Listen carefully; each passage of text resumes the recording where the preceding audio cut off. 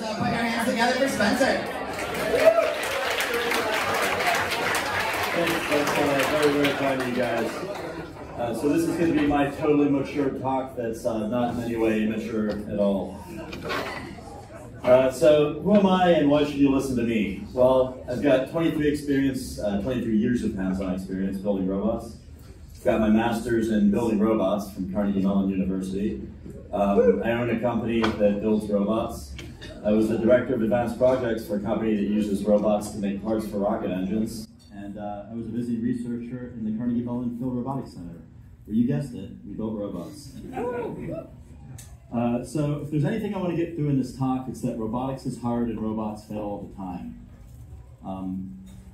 So I want you to take yourself back to the year 2005. We're balls deep in Iraq, and Honda has just spent 200 billion Japanese yen on this little guy right here. In American money, that's $1.5 billion. Accounting for inflation, that's $2.25 billion today. It's got over 25 degrees of freedom, I think, in just each leg. So all in all, it's like something like 56, and it's the hope of all of the time, and there it goes. So when this happens, I want you to kind of take note of what happens next. A bunch of stagehands cover the because they're embarrassed, but I don't think they should be, because robotics is hard and robots fail all the time. All right, so let's fast forward by 10 years. It's now 2015, and DARPA has entered the third year of the Robotics Robotics Challenge. Once this video loads, I can start to kind of do color commentary here. So the DARPA Robotics Challenge was a challenge where robots were doing tasks that would be easy for a person, but are very, very, very hard for a robot. So, for instance, walking in a straight line, opening a door, I guess also turning a valve using power tools, driving a car, but with arms and legs like we do. And while that stuff's easy for a person, it's really hard for a robot. You got to do path planning. All of your 50 whatever degrees of freedom have to not break on you. You got to balance. You can't have a computer crash. There's a lot of things that can go wrong, and these guys were pushing the limits of technology. The teams you see here, it showed up 7 robots. About 8 of them are, sorry, half of them are Boston Dynamics Atlases. So I think Boston Dynamics made $11 million on this thing, actually. Another Atlas falling down the stairs. And, you know, I mean, this is 10 years after the Asimo, right? So it's, poor little guy. This next one's kind of interesting. It misestimates the location of the valve, goes to counteract the torque, and then falls over. Another Japanese robot, probably a state machine error. Yeah, that guy, I'm not sure what happened there. Exiting a vehicle, looks like an overtuned P-term, most likely. I can explain that later in the Q&A if you want. And again, robotics is hard and robots fail all the time. So those of you with LinkedIn accounts will know that Boston Dynamics video of the newest version of the Atlas doing parkour. What less people saw but was also pretty popular was this fail reel of all the outtakes while they were making that video. You can see a hydraulic systems failure. Actually, that's kind of cool that stopped there. So you can see it off-gassing. I think that was probably, I just tripped basically. I think coming up there's a pose estimation error where it just doesn't see where a thing is, or I don't know what that is.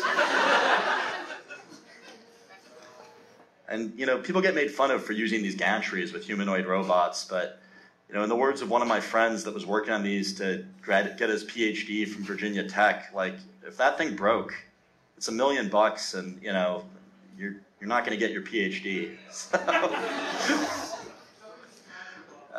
also, you know, those of you that are observant might notice the wear plates on these things. That's because they fall down all the time, and that's because robotics is hard and robots fail all the time.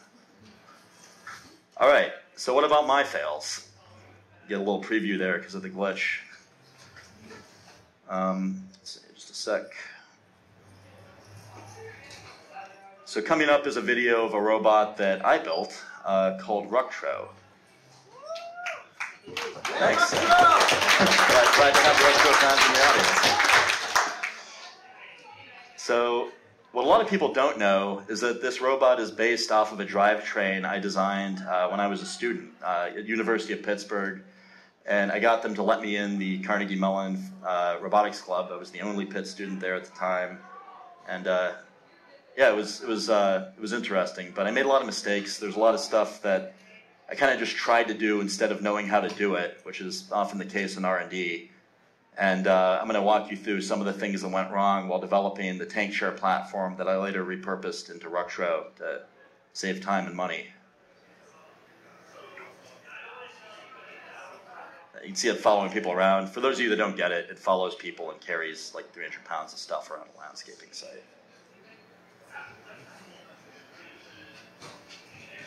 All right, that's about enough of that. So let's get into how I screwed up when I was working on this thing. So in the beginning, there was tank share. You can see from the fact that I've got hair in this picture that it's very, very old. This was a long time ago. And I've learned from all my mistakes that I'm going to describe to you in excruciating detail here today. On the left side, you can see kind of the basic drivetrain. It's a couple of surplus snowblower tracks, 2 wheelchair motors, and some tube steel welded in between. On the right side, again, me with hair, my friend Richard, and my cousin Tommy, who's now old enough to drink. Also my Aunt Mimi, which you can't see behind my Aunt Mimi, is a hole that this thing put in the wall when, due to an overturned I-term, we crashed it through the wall. Shouldn't have PID controls in teleoperated robots. That's a freebie, not even in the deck. So the first lesson that I took the time to write up is secure your connectors. So I'm going to tell a bit of a story about how this miserable mess happened. So one day we're testing the robot, and all of a sudden there's just a puff of smoke, and nobody knew what it was. It took us 2 weeks to figure it out. I'm just going to give kind of a brief overview of sort of how these things work. So at a very high level, there's a power system. So that's like the high current electronics that carry power directly to the motors. And then there's a signal system. So that's like the low current system that tells the motor controllers and drives like how much current to put in the motors, basically. And there's only 2 of them, and it's tank track right, tank track left. And so this is a really early version of the signal system. And those of you who are electrically astute might realize that this wire is not designed to carry 200 amps, which is what the power system's built for. Anyway, long story short, we had one of the contacts on the master connect for the power system come loose. The power, 200 amps of it, that was trying to complete a circuit only had one place to go to get back to the other end of the circuit, and that was through the signal system, and what we ended up with was fire. Yeah. So that was 80% of our student budget and 2 weeks of our time up in smoke in a matter of milliseconds. The other thing, too, I was thinking about is that a fuse could have also prevented this. So yeah, you live and you learn. So here's a picture of the ass end of the robot. So those of you in the audience who are roboticists might recognize this picture not for what is there, but for what isn't there. So what do I mean by that? Well, a lot of robots, there's this thing, it's usually yellow and red, and it's called an emergency stop. So they don't really teach you about those in school. You have to learn about them on the job. And so maybe in some schools, not at the ones I went to. So instead of an emergency stop, what I thought would be a nice way to control power to this was a recessed the white guy in the back. It's called a Waiachi switch. I did a lot of battle bots when I was in grad school, and this was a way to have, you could push an Allen key in the back and turn it off and on, and that way, your opponent wouldn't be able to hit a big power button and knock out your battle bot. And I thought it would be nice for this, or for tank share rather, because yeah, it's recessed, doesn't stick out, it's pretty. But what I didn't take into account is, when something goes wrong, it's not really easy to turn the robot off. So another thing, besides emergency stops, that's like common practice, so maybe I'll take a step back. So often before you implement autonomy on a robot, you first teleoperate it. So you got to make sure it runs and run it through scenarios, remote controlled, and do all that stuff. And in teleoperation, there's a thing called a fail-safe condition.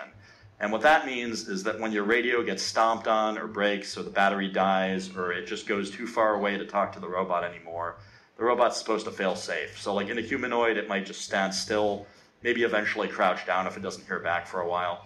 In like a drone, it's either hovers there or like lands where it is, or it goes back to the operator and then lands.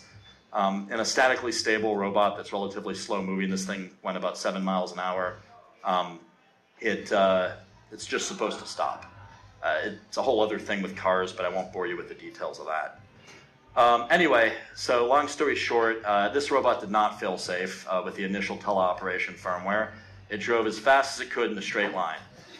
So you guys are already ahead of me, I see. So basically what happened is we were doing a test, teleoperated.